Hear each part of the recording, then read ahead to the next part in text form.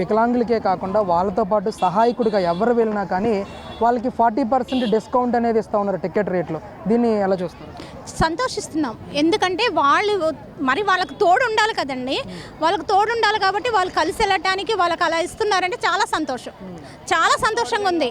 తోడుగా వెళ్ళిన వాళ్ళకి సంతోషమే, వాళ్ళు కూర్చొని వాళ్ళు రావడానికి వాళ్ళు కూడా ఈ రోజున వికలాంగులందరూ అసలు వాళ్ళకి సీఎం గారికి కానీ, విద్యాశాఖ మంత్రి నారా లోకేష్ గారు కానీ, పవన్ కళ్యాణ్ గారు కానీ వీళ్ళని బట్టి అసలు వాళ్ళు సంతోషిస్తున్నారంటే వాళ్ళ ఉన్న సంతోషం మాటల్లో చెప్పలేమండి. అంటే ఎలా అనిపిస్తుంది? ఇప్పటివరకు కూడా మహిళలకి ఉచిత బస్సు సౌకర్యాన్ని కల్పించిన కూటమి ప్రభుత్వం ఈరోజు దివ్యాంగులకు కూడా ఈ ఉచిత బస్సు సౌకర్యాన్ని కల్పించే విధంగా ముందుకెళ్ళటం అనేది ఒక మహిళగా మీకు ఏ విధంగా అనిపిస్తుంది? మాకైతే చాలా సంతోషంగా ఉంది, చాలా సంతోషం ఉంది. నాకు ఒక్కదానికి కాదండి, మహిళలందరికీ. ఎందుకంటే ఏ ఒక ఇంట్లోనైనా వికలాంగులు అనేది వాళ్ళ ఇంట్లో కంపల్సరీగా ఉంటున్నారు.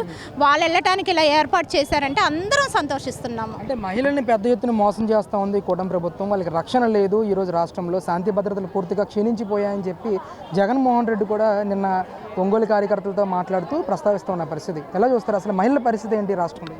మహిళల పరిస్థితి అసలు ఎక్కడ ఏ మహిళకు అన్యాయం జరిగిందండి? ఏ మహిళలకు అన్యాయం జరిగింది? అందరూ చక్కగా మహిళలందరూ ఈ రోజున అన్యాయం జరిగిందని ఏ మహిళ వచ్చి బయటకు వచ్చి చెప్తుంది? జగన్ ప్రభుత్వం ఉన్నప్పుడు మహిళలు ఎలా వచ్చారు బయటికి, ఎలా చెప్పారు, ఎలా బాధలు పడ్డారు, వాళ్ళు ఎలాగా కన్నీరు పెట్టుకొని వేదన చెందారు? ఇప్పుడు ఏ మహిళ బాధపడుతుంది మాకు ఈ ప్రభుత్వంలో ఇది జరగలేదని? ఈ రోజున ఒక విద్యార్థిని ఒక కుటుంబంలో ఒక బిడ్డను చదివించుకోవాలంటే ఆ రోజులో ఒక్క విడతనే అమౌంట్ వేశారు, మళ్ళీ రెండో విడతకి అది ఆపేసేసారు. మరి ఒక కరెంటు బిల్లు, కారో ఏదో ఒకటి సంస్థ అని చెప్పేసి కట్టేశారు.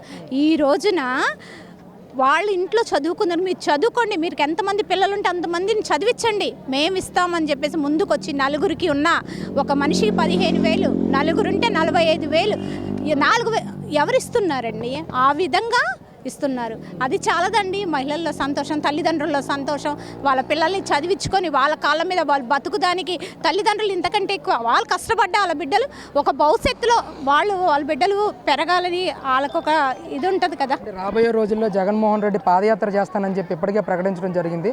మీలాంటి మహిళలు సపోర్ట్ చేస్తారా జగన్ పాదయాత్రకి? మేము చేయలేమండి, మేము చేయము. అసలు మేము ఎందుకు చేయలేమంటే మీరు వాళ్ళు పదవిలో ఉన్నప్పుడు ఏం చేశారండి? ఎక్కడ ఒక చోట పట్టాలు ఇచ్చామని చూపించండి. పలానా చోట మేము పట్టాలు ఇచ్చాము, పలానా చోట్ల ఇలాగా జరిగిందని చెప్పండి. లేదా ఈ సంవత్సరం ఒక బిడ్డకి నేను అమౌంట్ వేసాను, ఒక తల్లికి వందన మామూలుగా వేసానని ఒకసారి చూపించండి. ఒకసారి వేస్తే ఇంకోసారి ఆపేస్తున్నారు. ఒకరికి ఏదైనా చేస్తే కాపునేస్తామని ఇచ్చారు, ఒక్క నెల ఇస్తే ఇంకో నెల, అంటే అందులో 100 మందిలో 30 మందికి ఇస్తే సరిపోద్దా? లేదు కదా. అలాంటప్పుడు ఎలా ఒప్పుకుంటారు మహిళలు?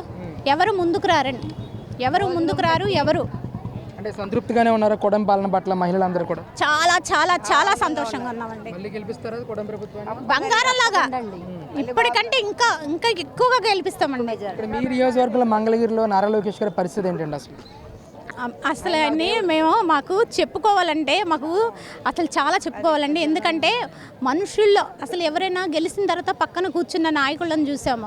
ఆయన ప్రజల్లోకి వచ్చి ప్రజల కష్టసుఖాలు అడుగుతూ చిన్న బిడ్డలకి ఎలాగా స్కూళ్ళకి వెళ్ళి వాళ్ళు ఏం తింటున్నారు, ఎలా ఉంటున్నారు అని అవన్నీ చూడటమే కాకుండా వాళ్ళతో పాటుగా సమానంగా కూర్చొని వాళ్ళతో పాటుగా ఫుడ్ తిని మళ్ళీ అదే పళ్ళెం కడుక్కుంటుంటే నిజంగా ఒక తల్లులుగా మేము అసలు చాలా సంతోషిస్తున్నాం.